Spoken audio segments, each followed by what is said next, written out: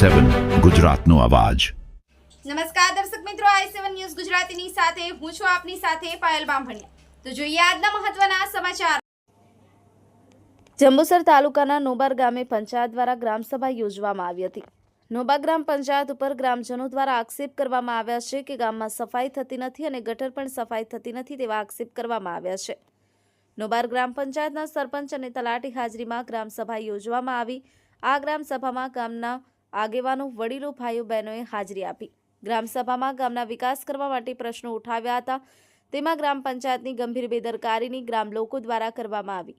ગ્રામજનો દ્વારા આક્ષેપ કરવામાં આવ્યો કે પંચાયત દ્વારા ગટરોનું પાણીનો કોઈ યોગ્ય નિકાલ કરવામાં આવતો નથી, જેથી મહિલાઓ દ્વારા ખુલ્લી અને પંચાયત બોડી જણાવવામાં આવ્યું અને મીઠા પાણીની સમસ્યાને લઈને ગામની બહેનોએ આક્રોશ ચલાવ્યો હતો।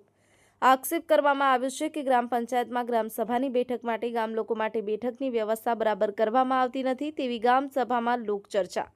ગ્રામ પંચાયત દ્વારા સાફ સફાઈ અને ગટરની કામગીરી કરવામાં આવતી નથી એવો પણ ગામ લોકો દ્વારા આક્ષેપ કરવામાં આવ્યો।